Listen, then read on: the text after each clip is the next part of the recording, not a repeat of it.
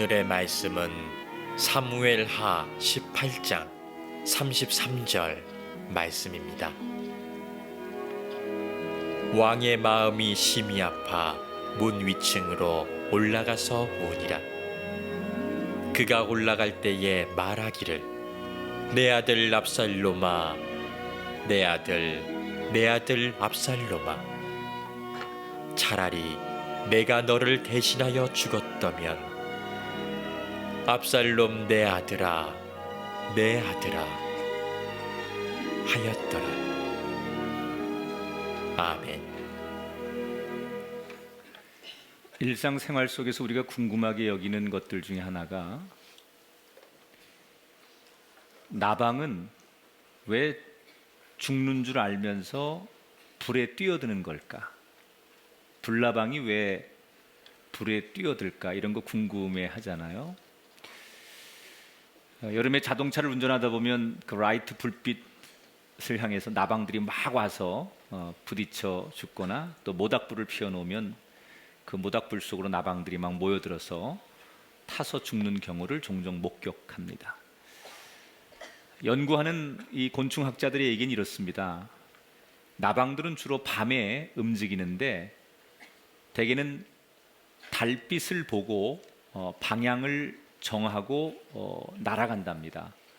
그런데 갑자기 이런 전기 라이트라든지 아니면 이런 모닥불 같은 것들이 피어서 불이 이렇게 일어나면 그게 달빛인 줄 알고, 원래 본능적으로 달빛에 의해서 움직이던 자기들이 달빛인 줄 알고 그 불 속에 뛰어들기 때문에 그런 현상이 빚어진다고 합니다. 우리 인생도 마찬가지인 것 같습니다. 우리가 살면서 무엇을 기준으로 살 것이냐, 혹은 어떤 기준을 가지고 있느냐가 우리 삶을 결정하는 데 굉장히 중요한 역할을 합니다. 많은 사람들이 불행해지는 이유 가운데 하나는 다른 기준을 가지고 살지 않기 때문에 그렇습니다. 어떤 사람은 명예라고 하는 것이 자신의 인생의 기준이 되는 사람이 있고, 어떤 사람은 성공이라고 하는 것이 기준이 되는 사람이 있고, 어떤 사람은 돈이 자신의 인생의 기준이 되다 보니까 결국 그 기준에 의해서 모든 걸 결정하게 되고 생각하다 보니 삶이 만족스럽거나 행복하지 않다는 것입니다. 성도는 무엇을 기준으로 살아야 하는 것일까? 우리가 그리스도인인데 세상 사람처럼 똑같이 명예나 돈이나 성공이 우리 삶의 기준이 아니라 우리 그리스도인은 무엇을 기준으로 살아야 될까? 바른 기준만 있다면, 그죠? 올바른 기준만 있다면 바른 선택을 늘 할 텐데, 우리의 기준이 잘못됐다면 아무리 고민해도 잘못된 선택들을 끊임없이 할 테니 나는 과연 무엇을 기준으로 살아왔고, 혹 앞으로 살아야 한다면 무엇을 기준으로 살아야 될 것인가를 오늘 말씀을 통해 함께 나누길 원합니다. 지금 다윗은 하나님으로부터 혹독한 심판을 받고 있습니다. 그 이유는 12장 10절에 하나님이 다윗에게 이런 징계를 선언하죠. 이제 내가 나를 업신여겼다. 햇사람 우리아의 아내를 빼앗아 내 아내로 삼았은즉 칼이 내 집에서 영원토록 떠나지 아니할 것이다. 다윗이 행한 일 때문에 혹독한 대가를 다윗은 치르죠. 4명의 자녀를 잃고 압살롬이라는 아들에 의해서 쿠데타가 일어나고, 그래서 아버지가 왕의 자리에서 아들에게 쫓겨나는 참 비극적인 그런 일들이 벌어지게 됩니다. 이것은 다 다윗이 잘못한 것으로 인해서 하나님의 징계를 받는 거예요. 그런데 하나님은 다윗에게 분명히 징계를 내리시지만 동시에 다윗에 대한 축복과 언약을 약속하십니다. 이미 사무엘하 7장에 보면 하나님께서 이런 약속을 다윗에게 하십니다. 나는 그에게 아버지가 되고 그는 내게 아들이 되리니 그가 만일 죄를 범하면 내가 사람의 매와 인생의 채찍으로 징계하려니와 내 집과 내 나라가 내 앞에서 영원히 보존되고 내 왕위가 영원히 견고해질 것이다. 네가 죄를 지으면 내가 사람의 매와 인생의 채찍으로 너를 분명히 징계할 것이다. 그러나 너를 버리지는 않겠다. 내 집과 내 나라가 내 앞에서 영원히 보존되도록 할 것이다. 그러니까 하나님의 속성을 이 다윗을 통해서 보여주신 하나님은 심판의 하나님. 우리가 지은 죄에 대해서, 우리가 잘못한 거에 대해서 분명히 심판하시는 하나님. 그러나 공의와 자비와 사랑을 겸하여 가지신 사랑의 하나님. 우리는 이 두 가지의 속성의 하나님을 볼 수 있어야 돼요. 분명히 다윗이 지금 말할 수 없는 혹독한 고난의 시간을 보내지만 하나님은 그 고난으로 그를 버리시거나 그를 멸망시키거나 그를 죽이자 하는 것이 하나님의 뜻이 아니라 그를 사랑하는 마음 속에서 그에게 심판과 고통과 징계를 주시고 있다는 거예요. 그러므로 우리가 살아가면서 나는 하나님의 사람인데, 나는 늘 기도하던 사람이고, 나는 몇 대째 신앙의 집안의 사람인데 하나님 왜 나한테 세상 사람보다 더 혹독한 고난을 주십니까? 다른 사람에게 있는 실패를 나에게 왜 똑같이 주시는 겁니까? 하나님이 나를 더 보호하시고 지키시고 사랑한다면 어떻게 나에게 이렇게 끔찍한 이런 일들이 일어날 수 있습니까? 이런 질문을 우리가 할 때가 있어요. 여러분, 고난은 두 가지가 있어요. 정말 미워서 할 때가 있고요, 사랑하기 때문에 주는 고난이 있어요. 우리에게 주시는 고난이 심판과 징계라고 하는 것도 있어요. 물론 하나님이 우리를 심판하시는 거 당연합니다. 그렇지만 그 배후에는 우리를 여전히 사랑하시는 하나님. 지금 다윗은 심판의 하나님과 사랑의 하나님 사이에 놓여 있는 거예요. 근데 어쩌면 그것이 우리를 향한 하나님의 눈이라는 거예요. 우리는 우리의 생이 다하는 날까지 하나님의 징계와 하나님의 사랑 속에서 거하는 존재이라는 것을 우리는 깨달아야 돼요. 하나님이 이 다윗을 어렵게도 만드셨지만 끝까지 다윗을 지켜주시는데, 오늘 본문 속에 아들 압살롬과 전쟁을 치르는 거예요, 다윗이. 그래서 결국은 잃었던 왕의 자리를 전쟁에서 이겨서 빼앗게 만드는 장면이 오늘 18장에 소개가 돼요. 자, 처음에 쫓겨날 때는, 다윗이 아들에게 반역을 당해서 쫓겨날 때는 이때라고 하는 사람의 군사 600명의 호위를 받으면서 간신히 몸만 빠져나갔어요. 그런데 시간이 점점점 지나면서 처음에는 압살롬 편에 섰던 대다수의 백성과 신하들이 시간이 지나면서 이게 아닌데 뭔가 잘못됐구나. 그래서 많은 사람들이, 옳은 사람들이 다윗 진영으로 모여들게 되었어요. 그래서 오늘 18장에 압살롬과 다윗이 전쟁을 할 때쯤 돼서는 양쪽의 숫자가 비슷해집니다. 일방적으로 압살롬이 많았었는데 처음에는 이 숫자가 비슷해지게 되지요. 그리고 전쟁을 치릅니다. 그런데 전쟁을 치르기 전에 다윗이 3명의 자기 진영의 장군들을 불러서 5절에 보니까 이렇게 부탁합니다. 내 아들 압살롬을 너그러이 대해달라. 전쟁에 나가지만 내 아들 압살롬을 죽이지 말고 살려둬라, 부탁을 하는 거예요. 참 이게 묘한 이야기죠. 지금 아들과 전쟁을 하러 나가는 장군들에게 내 아들을 절대 죽이지 말아라, 어떤 희생을 지불해서라도, 어떤 희생의 대가를 치르더라도 내 아들은 죽이면 안 된다. 그게 전쟁을 나가는 자기 장수들에게 다윗이 던진 이야기예요. 전쟁이 시작됐습니다. 전쟁이 어디서 전쟁이 벌어지느냐? 에브라임이라고 하는 숲풀 지역에서 전쟁이 일어납니다. 근데 여기는 이미 전략이 있는 거예요.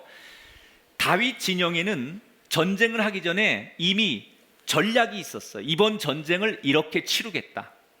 이번 전쟁을 이러한 과정을 통해서 이렇게 승리를 이끌겠다라고 하는 전략과 작전이 다윗 진영에는 있었어요. 근데 압살롬 진영에는 그게 없었어요. 그도 그럴 것이 전쟁의 경험이 많은 사람은 다 다윗 진영에 있었습니다. 우선 다윗 자체가 이미 수없는 전투 경험을 가진 전쟁의 달인이에요. 수없이 살아오면서 이런 전쟁을 했던 사람이기 때문에 전쟁을 어떻게 해야 되는지, 상대가 이렇게 나오면 나는 어떻게 해야 되는지, 지금 이 상황과 이 지형을 어떻게 이용해야 되는지를 너무나 잘 아는 최고의 전략가가 다윗이에요. 그리고 그 밑에 있던 장수들, 요압이라든지 이때라든지 아비새라든지 이런 장군들은 이미 다윗 밑에서 전쟁에 대해서 굉장한 실무 경험을 하고 전쟁에 능숙한 전략가들이에요. 당대 최고의 전략가들이 다윗 밑에 포진되어 있었어요. 그래서 일부러 이 전쟁을 숲속에서 합니다. 에브라임이라고 하는 곳은 숲지역인데 이곳에서 전쟁을 하도록 유도를 하는 거예요. 압살롬의 군대와 다윗의 군대가 에브라임 숲에서 전쟁을 합니다. 그리고 전략대로 다윗의 군대는 신속하고 그 지형 지물을 잘 이용해서 이미 주어진 작전을 잘 수행하기 시작합니다. 자, 압살롬의 군인들이 멋모르고 뛰어들었는데 생각보다 다윗의 군대가 너무 강한 거예요. 도무지 이길 것 같지 않아요. 두려움이 오기 시작하는 거예요. 운동선수들이, 여러분 씨름 선수들이 삿발을 딱 잡아보면, 손만 딱 잡아보면 권투 선수들이 딱 서는 순간 내가 상대를 이길 수 있을지 없을지를 아는 것처럼 직감적으로 압살롬의 군인들이 이 다윗의 군인들을 이길 수 없다는 두려움이 찾아오기 시작해요. 그래서 슬슬 뒷걸음을 치더니 갑자기 댐이 붕괴되듯이 일제히 그 수많은 군사들이 너나 없이 칼을 집어던지고 전쟁하다 말고 도망가기 시작합니다. 그런데 질서가 있는 이 군인들이 갑자기 질서가 깨지고 막 도망가기 시작하니까 나 살려라 그리고 막 위급한 상황에 도망가다 보니까 어떤 현상이 생겼느냐, 자기들끼리 깔려서 넘어져서 밟혀서 죽는 사람이 칼에 죽는 사람보다 많았다. 오늘 8절에 보니까 이런 소개가 되죠. 그 땅에서 사면으로 퍼져 싸웠는데 그날의 수풀에서 죽은 자가 칼에 죽은 자보다 많았더라. 이렇게 연상하시면 돼요. 큰 축구 경기장이나 공연장 같은 데서 갑자기 질서가 딱 깨져가지고 급박한 상황이 생기면 사람들이 막 우르르 출구 쪽으로 나가다가 또는 어디를 향해 막 나가다가 넘어지고 밟히고 쓰러지고 그러면 계속 도미노처럼 사람들이 그 위에 깔리면서 수십 명, 수백 명, 수천 명이 금방 죽는 사고가 일어나는 것처럼 비슷한 현상이에요. 압살롬의 군인들이 두려워서 도망가다가 넘어지고 깔리고 막 그 위에 사람이 쌓이면서 수없는 군인들이 자기들끼리 그냥 죽어버렸다는 거예요. 자, 이 장면이 여러분은 그럴 수도 있지, 전쟁하다 보면 그런 일은 흔하게 우연히 일어나는 거지 라고 생각하실지 몰라요. 그러나 그렇지 않아요. 이건 하나님이 이 전쟁에 다윗을 도우려고 개입하셨다는 증거예요. 이걸 어떻게 하느냐, 구약 성경에 보면 오늘 이 다윗의 전쟁 이야기 말고도 여러 전쟁의 이야기가 구약 성경에 많이 소개되잖아요. 그런데 그 전쟁에서 하나님께서 개입하시고 도우실 때 보면 똑같은 표현들이 나와요. 그때는 반드시 하나님이 개입하신 거예요. 어떤 표현이 나오느냐, 칼에 죽은 자보다 그냥 죽은 사람이 더 많다라는 표현이 나올 때는 하나님이 그 전쟁에 개입하셨다는 증거예요. 예를 들어서 여호수아에 보면 10장에 여호수아가 이스라엘군이 전쟁을 할 때 이런 표현이 나옵니다. 여호와께서 하늘에서 큰 우박 덩어리를 아세가에 이르기까지 내리심에 이스라엘 자손의 칼에 죽은 자보다 우박에 죽은 자가 더 많았더라. 이때도 뭐예요? 하나님이 이 전쟁에 개입하셔서 이스라엘을 이기게 만들었다는 거예요. 여러분, 성경은 이렇게 얘기하죠.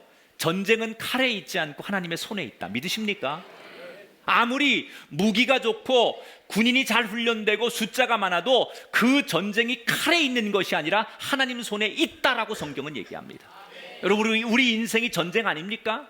돈 버는 게 전쟁이고, 자식들이 여러분 학교 가고 취업하고 세상에 나가 살아야 되는 게 전쟁이고, 하루하루 우리가 살아나가는 우리 인생 자체가 전쟁이라고 한다면, 우리의 전쟁도 마찬가지입니다. 머리가 좋아서 전쟁에 승리하는 것이 아니고, 비즈니스 잘하기 때문에 전쟁에 승리하는 게 아니고, 좋은 인맥이 있어 전쟁에 승리하는 게 아닙니다. 아무리 좋은 환경, 좋은 인맥 다 가져도 하나님의 손에 우리 인생이 붙들리지 않으면 우리 인생의 전쟁이 승리할 수 없다는 것을 깨닫게 되시기 바랍니다. 전쟁은 칼에 있는 것이 아니라 하나님 손에 있느니라. 이 압살롬이 그렇게 부하들이 겁을 먹고 도망가다가 다 갑자기 막 사고로 죽어요. 그래서 자기도 살아야 되잖아요. 전쟁에 같이 나갔던 이 압살롬 왕이 자기도 도망을 가려고 노새를 타고 급하니까 막 도망을 갑니다. 후퇴를 합니다. 그런데 이때 이 압살롬이 마지막으로 도망을 가다가 이스라엘 진영에 붙들려 죽는데, 이때도 하나님이 개입하시는 게 나타나요. 9절을 보겠습니다. 압살롬이 다윗의 부하들과 마주치니라. 압살롬이 노새를 탔는데 그 노새가 큰 상수리 나무 번성한 가지 아래로 지날 때 압살롬의 머리가 그 상수리 나무에 걸림에 그가 공중과 그 땅 사이에 달리고 그가 탔던 노새는 그 아래로 빠져나간지라. 자, 도망을 가다가 하필이면 이 압살롬의 긴 머리카락이 막 달려가다가 나뭇가지에 걸려버렸어요. 나뭇가지에 딱 걸렸는데 노새가 앞으로 계속 전진하니까 이 나뭇가지에 걸린 이 머리가 막 꼬불꼬불 이 나무에 막 휙휙 감기기 시작한 거예요. 그러면서 노새는 앞으로 휙 나가버리고 자기는 나뭇가지에 대롱대롱 머리가 걸려가지고 매달려 있었다는 거예요. 여러분, 이 압살롬은요, 오늘 성경에 보면 굉장히 멋쟁입니다. 그래서 그가 반역을 일으킬 때 사람들이 그의 외모에, 그의 탁월한 인간관계에 사람들이 이 압살롬에게 반해서 다윗을 버리는 사람이 많았었어요. 특히 이 압살롬이 멋쟁이였는데 자기의 그 외모에 가장 신경을 썼던 부분이 머리카락이에요. 긴 머리카락. 아마 요즘으로 말하면 퍼머를 하고 또 염색을 하고, 그래서 굉장히 머릿결이 곱고 길게 쫙 늘어뜨려가지고 바람이 샥 불면 뭐 이렇게 사람들이 그럴 정도로 굉장히 멋쟁이였다는 거예요. 탑 모델같이 그렇게 멋있는 긴 머리를 하고, 그게 이 압살롬의 상징이었다는 거예요. 그래서 늘 그런 자기의 그 외모에 대한 자신감, 이 머릿결에 대한 이런 걸 가지고 다 자기의 권위를 자랑하던 이 압살롬이 전쟁을 나갔는데, 세상에 전쟁 나가는 사람이 투구도 안 쓰고 철모도 안 쓰고 전쟁 나가는 사람이 어디 있어요? 이 머리를 보호하려고 머리를 자랑하고 싶어서 철모도 안 쓰고 전쟁 나갔다가 그 머리카락이 나무에 걸려가지고 붙들리는 거예요. 자기의 자랑거리가 자기를 망하게 만들어 버렸어요. 만약에 노새가 더 달려가지 않았고 그대로 멈춰 있었다면 어떻게든지 머리카락을 뭐 나무에 걸렸어도 급하게 자르든지 해가지고 도망갈 수 있었어요. 그러나 노새는 가버렸고 자기는 노새에 앉아있다가 머리가 걸려서 나무에 대롱대롱대롱 매달려가지고 꼼짝을 못하는 거예요. 지금까지 자기의 자랑이었고 자기에게 마스코트와 같았던 그 머리카락이 자기의 발목과 자기의 인생의 죽음을 맞이하는 결정적 계기가 될 줄 압살롬이 알았겠냐는 거예요. 우연처럼 보이는 이 사건도 하나님이 개입하셨다는 거예요. 지금 하나님은 다윗에게 그가 지은 죄 때문에 징계도 내리시지만 여전히 그를 사랑하시고 보호하시고 지키시는 하나님이라는 거예요. 저와 여러분의 인생도 하나님의 사랑과 징계 사이를 오가고 있는데, 여러분 어느 때든지 하나님의 은혜를 입을 때는 은혜 앞에 감사하시고, 여러분이 하나님의 고난과 징계를 받을 때라도 나를 너무나 사랑하시기 때문에 포기하지 않기 때문에 나 같은 인생에게 잘 되라고 사랑의 징계와 고난을 주시는 것에 대해서 받는 고난 앞에 감사하는 우리가 되기를 주의 이름으로 축원합니다. 기독교인이 기독교인으로 기독교인답게 산다는 건 참 어려운 일이에요. 요즘 같은 세상에. 우리나라의 대기업 중에 나는 기독교인입니다, 그래서 이 회사를 기독교의 정신으로 운영하겠습니다 라고 표방을 하고 그 기준으로 기업을 이끄는 대표적인 기독교 기업이 이랜드입니다. 대기업의 사주 가운데 개인적으로 자기가 크리스찬이거나 신앙을 가진 사람들은 몇 분 계시지만 아예 기준 자체를, 우리 회사의 경영, 철학, 근본이 기독교 정신에 입각해서 나는 기독교 정신의 운영 방법을 따르겠습니다 라고 표방하는 대표적인 기업이 우리나라 이랜드예요. 이랜드 일학 가운데 이런 얘기가 있습니다. IMF 때 일이에요. 이 IMF라고 하는 사태에 내놓으라는 모든 기업들이 하룻밤만 자고 나면 다 파산 신청을 하고 무너지고 있을 때예요. 이랜드도 예외가 아니었어요. 견디다 더 이상 견딜 수 없어 파산 신청을 하기로 결정을 합니다. 그리고 이제 내일 디데이를 잡고 내일이면 파산 신청을 하기로 모든 것을 체념하고 포기를 합니다. 그런데 하루 전날 극적으로 다국적 기업의 외국 기업 하나가 이랜드에 엄청난 투자로 결국 하루를 남겨놓고 이랜드가 극적으로 소생을 하게 돼요.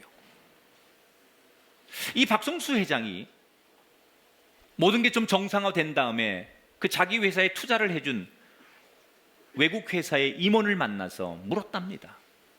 왜 많고 많은 회사들 중에 우리 이랜드를 선택해서 투자해 주었습니까?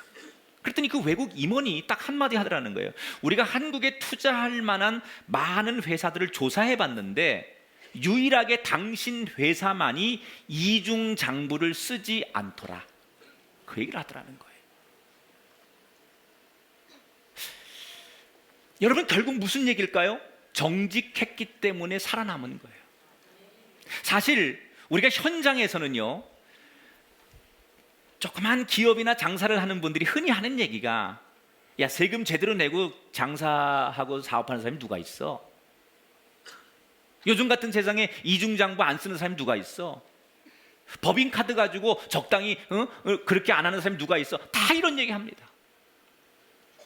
그게 관행이고 그렇게 해야만 돼요. 그런 분위기 속에서 나는 이중장부 안 쓰고 제대로 세금 내고 나는 정직하게 원리 원칙대로 하겠다라고 선언하고 그렇게 이야기하는 사람들을 뭐라고 얘기하느냐? 저 바보. 그래서 왕따 당하죠. 오히려 정직하고 성실한 사람이 왕따 당하는 게 우리의 현실입니다. 그런데 이 이랜드 박성수 회장은 그런 왕따를 자처한 거예요. 그런데 그 왕따를 자처한 그 정직함이 위기의 순간 자기를 힘들게 한 게 아니라 오히려 자기를 건져 살리게 만들었다는 거예요. 원래 여러분, 유혹은 달콤한 거예요. 그리고 죄는 쉬운 거예요. 지금 압살롬이 아버지의 사랑과 배신과 이 두 가지에서 선택하는 거예요. 다윗이 여러분 자식 사랑에 있어서는 끔찍했습니다. 다시 5절 좀 보여주세요. 5절에 보면 이 아버지가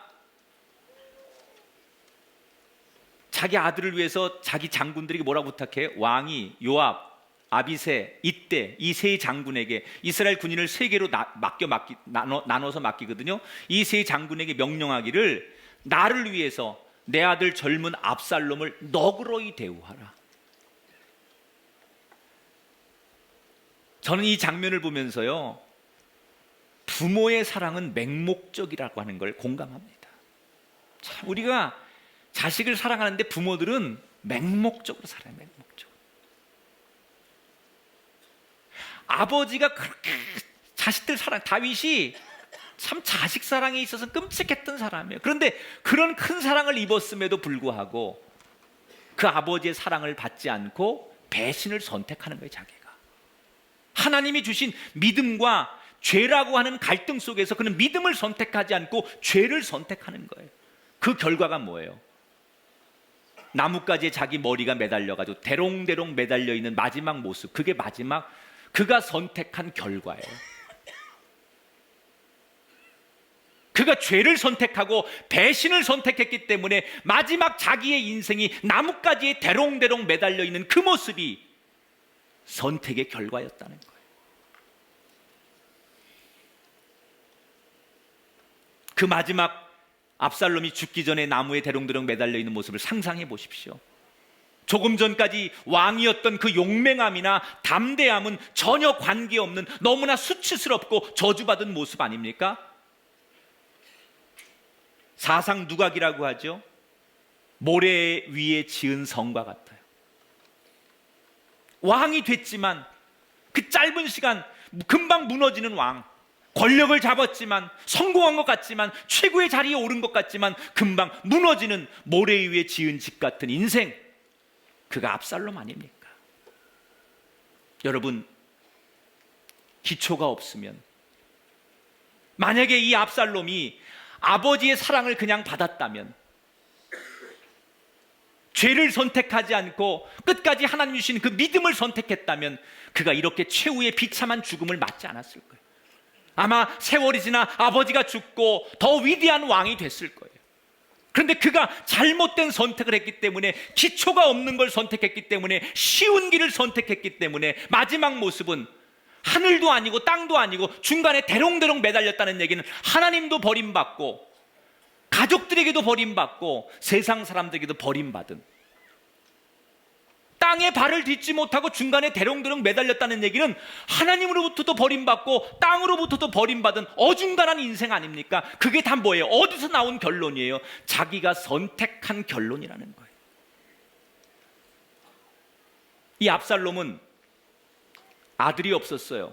그래서 자기가 왕이 된 뒤에도 나는 아들이 없으니까 내가 죽으면 내 뒤를 누가 잇지?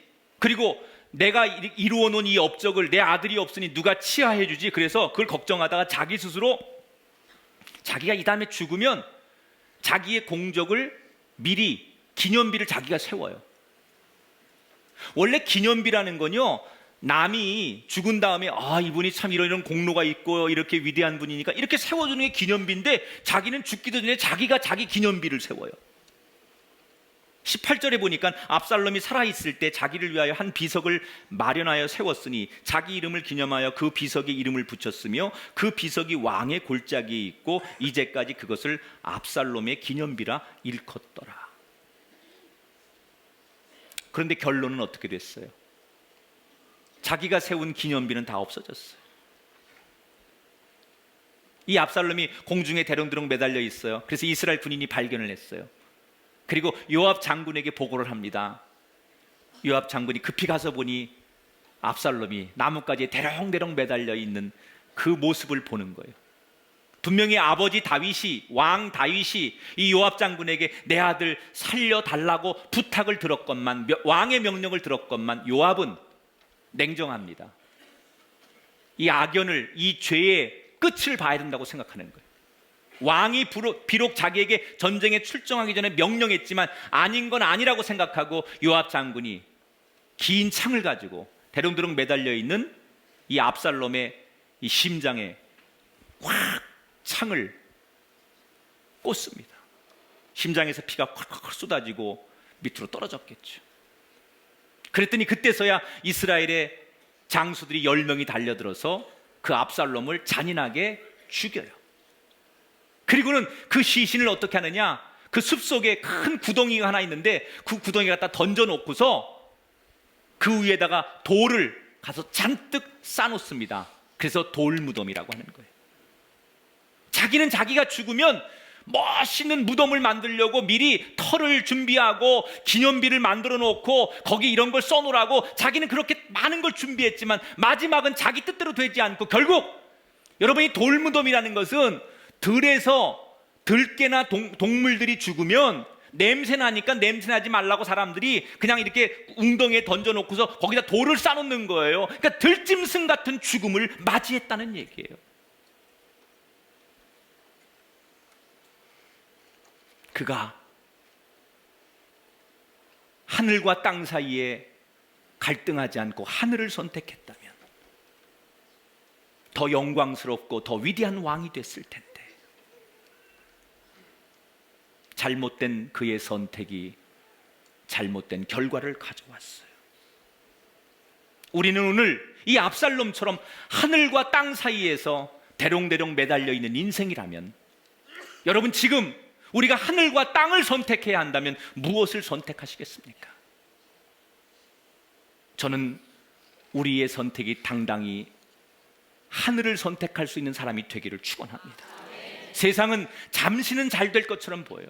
지금 당장은 내가 이긴 것처럼 보이고 지금 당장은 내가 앞서가는 것처럼 보이지만, 하나님께서 우리와 함께 하시고 하늘의 것이 우리를 도와주지 않는 한 우리의 인생 역시 돌무덤이 될 수밖에 없다는 이 문제를 깊이 가슴에 안고 지혜로움으로 선택하는 저와 여러분이 되기를 주의 이름으로 축원합니다. 아인슈타인이 노벨상을 받은 이후 그가 유명해지면서 많은 연구소와 학교로부터 강의 제의를 받았다고 그래요.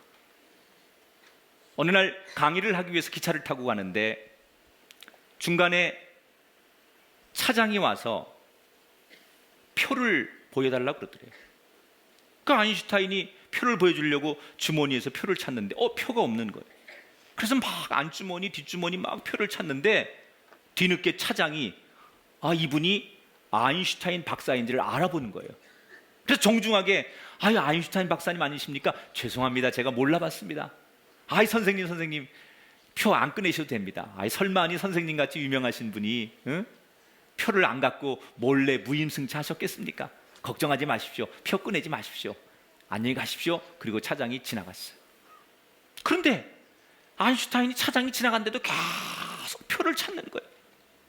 어디 갔지? 그러니까 차장이 저만치 갔다가 다시 돌아와서 박사님 걱정하지 말라니까요. 저는 박사님의 인격을 믿습니다. 박사님을 신뢰합니다. 걱정하지 마십시오. 그랬더니 아인슈타인이 차장을 바라보면서 여보시오, 이건 신뢰나 인격이 문제가 아니라 목적지가 문제예요.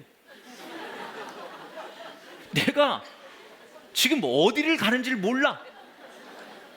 이 표가 있어야 내가 내려야 될 때를 알아. 지금 어디에서 내리는지를 몰라서 기억을 못해서 내 목적지를 찾으려고 하는 거지 다른 게 아니라고 그러더라는 거예요. 여러분 정말 인생에 있어서 중요한 게 뭔지 아십니까? 목적지예요. 지금 잘 달리고 있어도 목적지가 정확하지 않고 잘못된 목적지라면, 지금 아무리 우리가 잘하고 있어도 어디로 가고 있는지가 정확하지 않으면 그 인생은 잘 살고 있다고 말할 수 없는 거예요. 다윗에게 우리가 한 가지 배울 게 있어요. 이 다윗이 아까도 얘기했지만 전쟁의 영웅이고 문학가고 음악가고 건축가고 참 다재다능한 능력을 많이 소유한 사람이 다윗이지만, 한 가지 아쉬운 거는 가정적인 아버지로서의 존경받는 점수는 빵점이에요. 그러니까 자식 그래서 넷을 잃는 거예요. 바깥에서 아무리 성공하면 뭐예요? 자식에게 좋은 아버지가 되지 못하고 가정을 다스리지 못하는 왕이었어요. 지금 오늘 본문에서도 다윗은 한 아들의 아버지이기 이전에 온 나라의 백성의 아버지예요. 지금 이 전쟁 때문에 이스라엘 백성들이 무고하게 2만 명이 죽었어요. 이 전쟁 때문에 수없는 사람들이 피해를 봤어요. 그러면 그때는 사사로운 아버지의 감정이 아니라 내가 공인으로서, 왕으로서 이 문제를 처리해야 돼요. 그런데 다윗은 공과 사를 구분하지 못하는 거예요. 하나님이 다윗을 도와주셨지만 다윗이 무엇을 위해 해야 되는지 목적을 잃어버리는 거예요. 그래서 아까 5절에 보니까 이 전쟁에 나가는 장군들에게 지금 무조건 다 죽이고 이기고 돌아와라 이게 아니라 내 아들을 죽이지 마라. 그 얘기는 네가 죽는 한이 있어도 내 아들은 살려내라. 이런 왕이 어디 있어요. 그리고 아들이 죽었다는 얘기를 듣자마자 전쟁에서 승리한 기쁨의 소식은 상관없어요. 우리 백성들이 얼마나 죽었는지 여긴 관심 없어요. 오직 아들이 살았느냐 죽었느냐, 그렇게 반역을 하고 그렇게 못된 짓을 하고 역사의 죄인이 된 그 아들을 살았느냐 죽었느냐에 대한 관심밖에 없어요. 죽었다는 소식을 듣자 오늘 33절 그가 통곡하는 거예요. 같이 읽어봐요. 33절 같이 읽습니다. 시작. 내 아들 압살롬아, 내 아들 내 아들 압살롬아, 차라리 내가 너를 대신하여 죽었다면 압살롬 내 아들아 하였더라.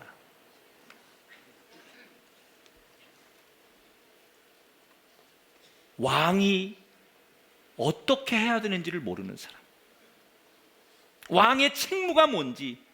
지금 2만 명의 아까운 군인들이, 백성들이 죽었어요. 그 속에는 자식을 남겨놓고 죽은 아버지가 있을 거고, 아내를 남겨놓고 죽은 남편이 있을 거고, 그래서 한 가정이 붕괴되고 자식을 먼저 떠나보낸 부모가 있는 가정이 있을 거 아닙니까? 그런 애달픈 상황들, 그들을 어떻게 위로하고 어떻게 이것을 바로 잡을지에 대해서 생각하지 않고 공적인 왕으로서의 의무를 다 저버리고 오직 아들 죽은 것만 가지고 슬퍼하는 이 왕을 보면서 그의 부하들은 다윗에게 등을 돌리기 시작해요. 실망을 하는 거예요.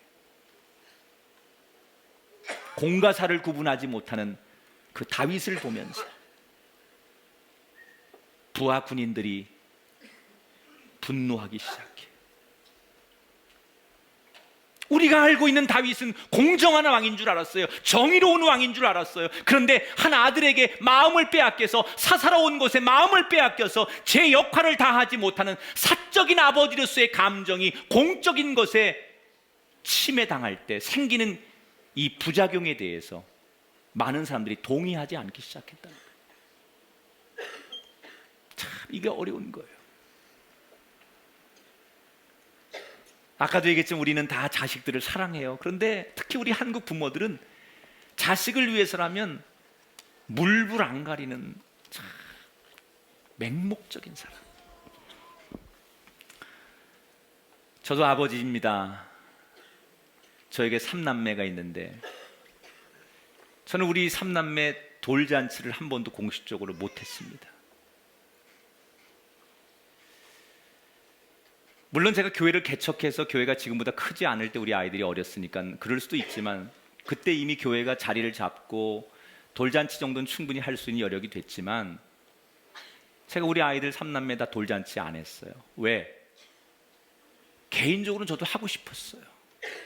첫 아이는 첫째 아들이니까, 둘째 아이는 상황이 좀 더 좋아졌으니까, 우리 막내는 내가 낳지 않았지만 가슴으로 난 아기니까 더 잘해주고 싶었어요. 그런데 못했습니다. 왜? 나는 꿈의 위에 담임 목사이기 때문에. 내가 만약에 우리 아이들 돌잔치를 하면 우리 교인들 다 오셔야 되잖아요. 최소한 금반지 한 돈씩은 가져올 거야. 그럼 다 이 교인들이 금반지 한 돈씩 가져오면 내 노후는 보장이 되는 거야. 개인적으로 나도 우리 아이들에게 남들이 하는 것처럼 돌잡이도 좀 해주고 싶었고, 사진도 찍어주고 싶었고, 가까운 사람들 초대해서 같이 식사하는 축제를 난들 왜 안 하고 싶겠습니까? 그런데 내가 목사인데 우리 교인들 그런 부담 주는 게 싫었어요. 개인적인 아버지로는 난 충분히 할 수 있지만 내가 목사의 자리로 오니까 그럼 누구는 부르고 누구는 안 부를 거예요. 공개적으로 다 불러서 오는 사람은 오는 사람대로 힘든 사람도 있을 거고, 못 오는 사람은 못 오는 사람대로 찝찝할 거고. 그래서 안 했어요.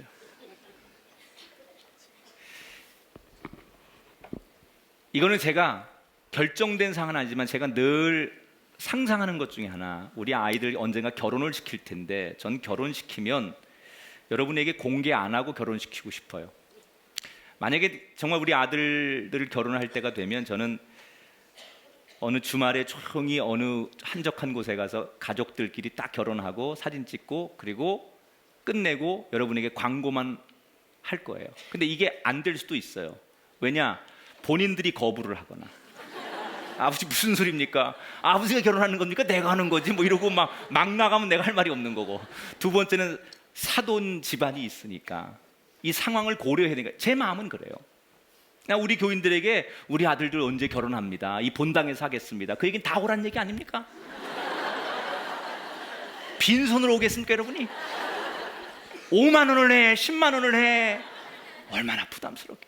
그러니까 안 하는 거예요. 나도 우리 아들들, 여러분, 내가 만약에 청첩장을 보내서 대한민국에 아는 지인들 공개적으로 내가 광고하면 얼마나 올 것 같아요? 내가 모르긴 몰라도 10,000명은 동원할 수 있을 것 같아요. 그게 정말 아이들을 위한 행복이고, 내가 담임 목사 아니라면 하지요. 내가 목사가 아니라면 그렇게 해도 되지요. 근데 내가 목사인데. 그래서 그렇게 안 하는 거예요. 여기 우리 교인들 가운데 어느 위치에 있든 간에 내가 어떤 사람을 책임지고 어떤 사람에게 영향을 주는 자리에 있으면 이걸 구분하셔야 돼요. 내가 공적인 자리, 선생님도 마찬가지고 회사의 어떤 직책을 맡은 사람도 다 마찬가지예요. 나로 인해서 내가 공적인 자리와 사적인 자리를 구분할 수 있는 이 내가 공식적인 책임을 얼마나 다해야 되는 건가를 분명히 구분할 수 있어야 돼요. 특히 우리 아버지들에게 제가 부탁해요. 대한민국의 아버지들은 참 성실해요. 대한민국의 아버지들은 박수 받아야 돼요. 그러나 대한민국 아버지들이 실수하는 게 하나 있어요. 내가 가정에서 책임져야 될 일이 경제적 책임이 다라고 생각하시면 안 돼요. 나는 자식들을 위해서, 가족을 위해서 경제적으로 내가 열심히 일해서 책임을 다했다, 이것 가지고 내가 멋있는 남편, 좋은 아버지라고 생각하면 안 돼요. 경제적 책임도 있지만 아버지들이 해야 될 일은 가르치는 책임, 훈육할 책임, 특히 영적인 책임도 있는 거예요. 아버지라 하면 다스리는 책임도 있는 거예요. 자식들이, 가족들이 행해야 될 바를 잘 가르쳐주고 그것을 때로는 제어해주는 그런 역할들이 우리 아버지에게 이미 주어진 거예요. 그런데 우리는 돈만 벌어주고 경제적으로 내가 책임을 다하면 나는 가장으로서 내가 귀한 일을 다 했다라고 생각한다면 그것은 아버지의 책임을 방기하는 거예요. 반쪽도 아니에요. 경제적인 책임을 다한 아버지는요, 반쪽도 아니에요. 내가 볼 땐 아버지로서 그 가정에서 20%만 책임을 다한 거예요. 돈을 벌어다 주는 것보다는 그 아이가 평생 돈을 건강하게 잘 벌 수 있는 방법을 가르쳐야 된다면 가르치고 기도해주고 그 아이와 대화하고 그 아이가 잘못했을 때 그것을 깨우쳐주게 하고, 이런 책임을 우리 아버지들이, 우리 부모들이 다 하지 않는다는 거예요. 자녀를 사랑해야 됩니다. 하지만 제대로 방향을 잡고 사랑해줘야 돼요.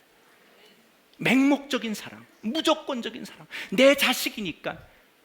이것이 다윗의 실수요 허물이라는 거예요. 오늘 여러분이 저에게 주신 말씀이에요. 바른 목적지를 지정해주고 잘 이끌어가는 영적인 가장들이 우리 교회 아버지들이 되시기를 주의 이름으로 축원합니다.